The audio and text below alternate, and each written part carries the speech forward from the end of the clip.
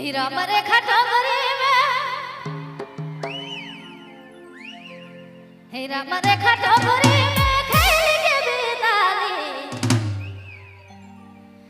हे सोना खेल के बिताली सीता महारानी।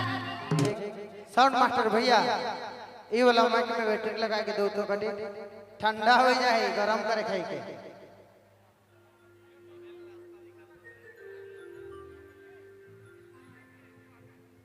चलो कमेटी कर फरमाइश है रमरेखा टोंगरे वाला बिंदेश्वरी दीदी जी रोड बनकर बीच में गाना लेके आवत है।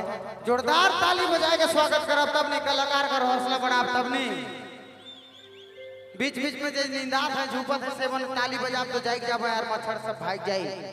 चलो रोड बनकर बीच में बिंदेश्वरी देवी जी हमरे कर दीदी आवत है।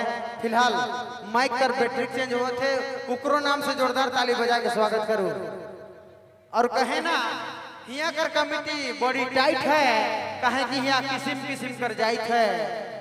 कहे ना हिया कर कमेटी बड़ी टाइट है कहे कि हिया किस्म किस्म कर जाइत है और बेटी छवावन हिने बैठल पाइते पाइत है मतवार भैया मन की चैन मत कर नितल स्टेज बट से स्वागत लाइथ है कहे ना ठीक है नी वैसा मत करब खाली कलाकार कर हौसला बढ़ाओ और रोरमन मजा लो प्रोग्राम कर। चलो रोरमन कर बीच में हम चाह फिलहाल हमरे कर दीजिए बिंदेश्वरी देवी जी रोरमन कर बीच में आवत हैं।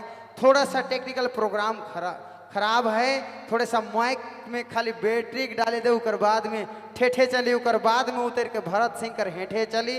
फिलहाल हम चाहब हमरे कर दीजिए रोरमन कर बीच में बिंदेश्वरी देवी जी शानदार एक गाना कर साथ में और आवत हैं। हेलो मंचेक हेलो साउंड मास्टर भैया भोकल उठाऊ कर मैं हेलो मंचेक हेलो हेलो हेलो मंचेक हाई सो कही दीदी अखन वाला। चलो रोरमन कर बीच में हमारे कर दीदी बिंदेश्वरी देवी जी शानदार एक ठो गाना कर साथ में और रईस का मड़ाल है कलाकार परिवार साथ में है।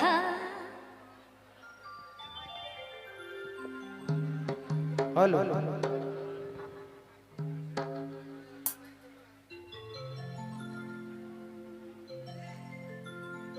हीरा मरे खटोरी में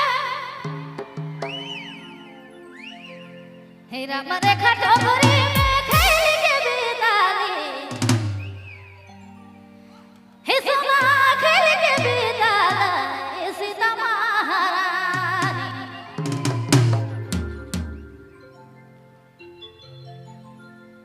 हीरा मरे खटोरी में खेल के बिताली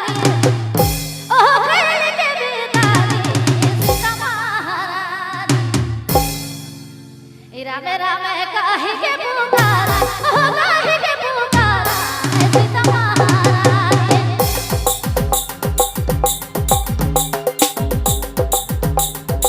राम राम काहे के पुकारा ओ काहे के पुकारा सीता महारानी।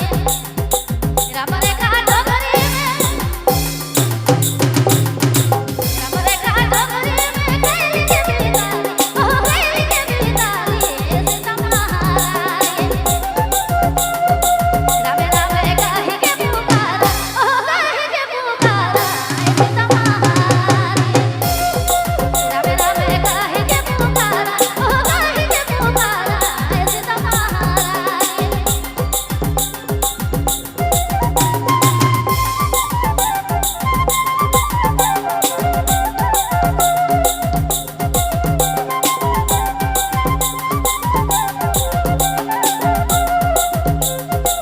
राउरियामारू सुमेलाई नागपुरी फोकस यूट्यूब चैनल की प्रस्तुति।